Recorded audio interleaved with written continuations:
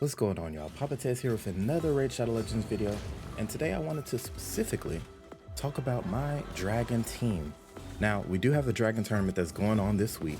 I basically waited until Dungeon Divers came out so that I can go ahead and start cranking out as many battles as possible. As you see, I'm just using the multi-battles to crank those out.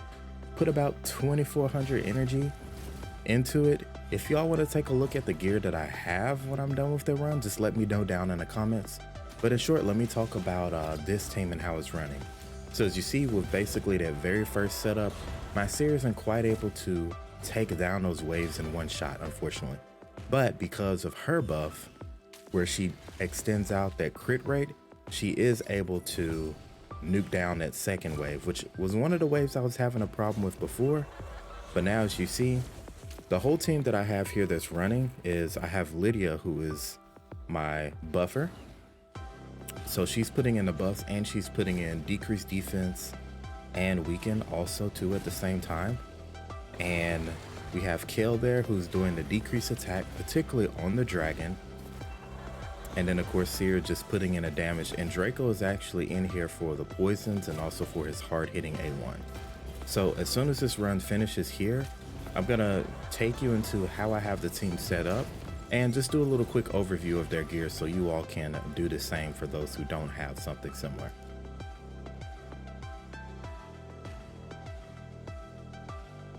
All right, so let's go directly into here to go take a look at their gear itself.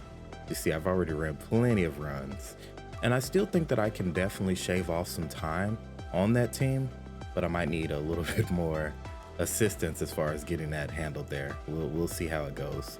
Let's move that Renegade over here to collection so we can take a look. So first off, my Lydia's in a shield set. She's been in a shield set for a long time because oftentimes I will use her with Seer and with others to basically clear content. So as you see, she's about 242 speed. She has a little bit of resistance, not great. She has accuracy for the most part to complete all of Doom Tower hard.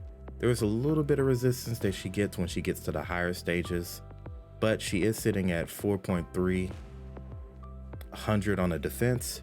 She's sitting at almost 63,000 on the HP, 242 speed, just basically everything that I need her to be to accomplish what I need. So I think I did pretty decent on her getting her into the shield set. She used to actually be fast in like perception, but having her in the shield set again, giving that little bit of extra protection for the team and things like that.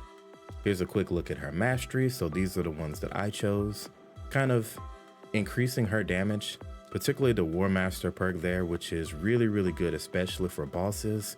Really key for things like Fire Knight, to where she's actually proccing that little bit of extra damage, that's 60% of that boss's health, or 60% of 3%, whatever. Yep. You know what? I'll let y'all read it. 60% chance of inflicting stuff that is equal to 10% of the target champion's max HP or 4% of the target's boss's health. Okay, now we finally got that out the way.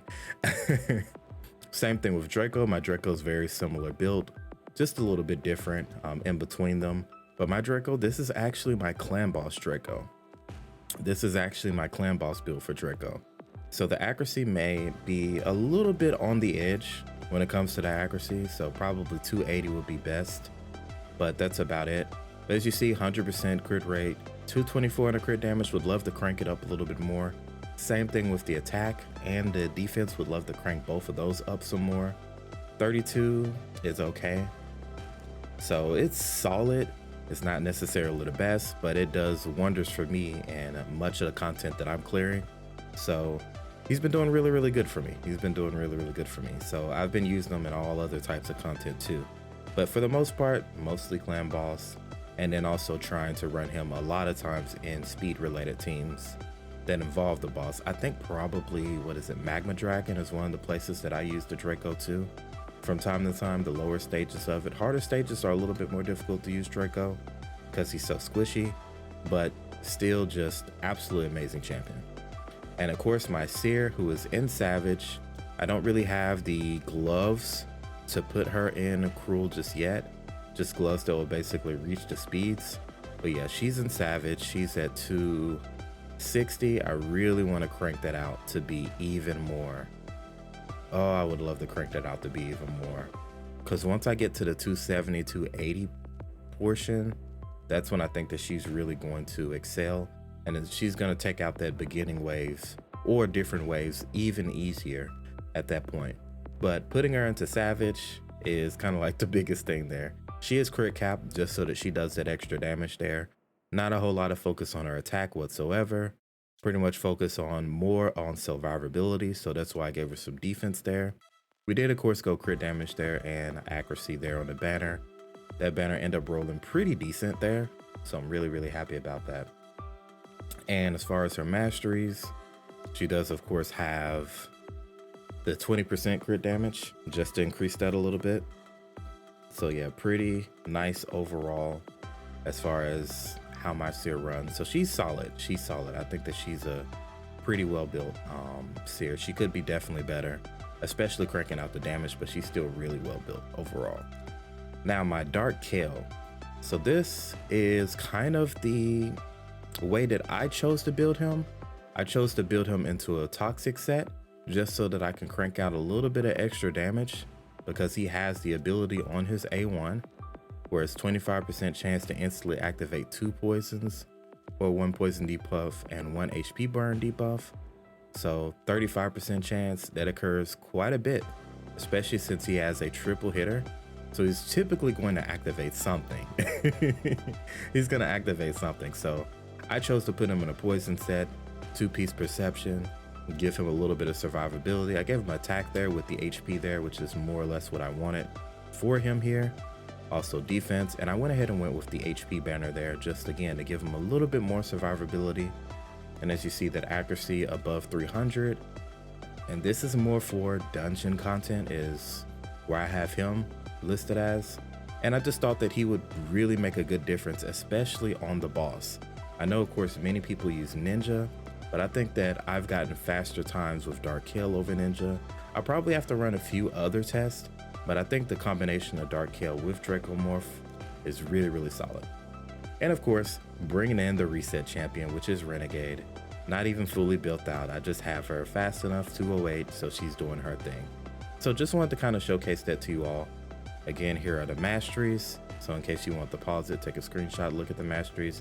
I'm not the best when it comes to building masteries, so some of these may be off compared to what others are using, but I have the basics for the most part taken care of. My Dark Kale doesn't have masteries yet, but once he does, yeah, we're gonna do some things. So that is one thing I do have to do, is get my masteries on my Dark Kale. Oof. All right. That means that everybody's just gonna stop watching this video now, basically, right? Okay. I understand, just because I didn't have masteries. All right. Either way, last thing that I want to show you all here before the video ends is we'll take a look at the actual way that I'm running the team. So as you see, I have it pre-set up. So my Renegade in the first round, nothing but A1. In the second round, I want her to open up with her reset. So she resets everybody, so they go ahead and hit that nuke. And then in the last round, I went ahead and turned off this skill because I don't want her to land extra skills on top of everything else that's going on. I might end up turning that back on, but I'll have to do a little bit more testing and take a look at it. But it is possible that I might end up actually turning that skill back on. So we'll see. Same thing with Draco, except for I turned off all skills on him. So he doesn't have anything running whatsoever. It's just straight turned off on Draco. And then we turned off his weaken ability and decreased defense. Why? Because Lydia's taking care of that. And that allows Draco to have more hits on his A1 and also allows him to keep those poisons up and out there. So damage, that's all Draco is. Draco is basically the dragon boss killer here. Lydia, I basically turned off her A3 on round 1 and round 3 because I really don't need those taking up the debuff bar, and they're not really necessary on the dragon whatsoever, which is the 2 debuffs that tend to land our poison sensitivity and the block buffs. Dark Kale actually takes care of the poison sensitivity, so I don't have to worry about putting that out there whatsoever. And As you see, I open up with the A1 there, and then just kind of let her run wild in round 2, and then let her run wild in round 3, and it ends up working pretty good. All right, so for Dark Kale, again, turning off both of these skills because I don't want him to use them. There's no need of him using these skills outside of round 3, where I open up actually with Reality Acid. The reason why is because I want him to, no, I'm sorry, I open up with Binding Darkness is A2. The reason why is because I want him to land at decreased attack first, and that allows my team just that little bit more survivability on my team. It's really working wonders compared to a lot of the other teams where I would fail. But me running this basically guarantees that this is as close to 100% team as possible. That's another one of the reasons why Dark Kale is on the team, because he is bringing in 2 roles. Not only is he bringing damage on the boss, but he also is ensuring the survivability of my team by bringing in that decreased attack there. So it's really, really nice. And of course here with the poison sensitivity, no chance of the weak hits there. So he's just placing the poison and the poison sensitivity, bada boom, bada bang. And finally here's Seer, who I have her open up with Karma Burn. I don't allow her to use her clan banner until the 2nd round, and then I open with that. It's a 4-turn cooldown for her Karma Burn. So by the time that this reset goes off, we are absolutely good to go. And she just nukes down that wave. So it's really, really nice there. And then she can just run wild into the last section. So I just wanted to do a quick show there on, again, Dragon 24. I'm just farming it all day, I know that we got the tournaments and stuff like that. I'm looking for a little bit more gear on my account.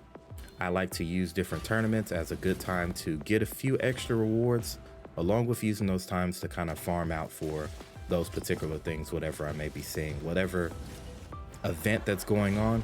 Use that time to go in there, farm out that activity, get myself something, get myself some gear, get myself some silver, get some gems, a few books, and maybe a chance at Relentless gear, which I am definitely hunting Relentless boots for sure, that are speed with crit rate.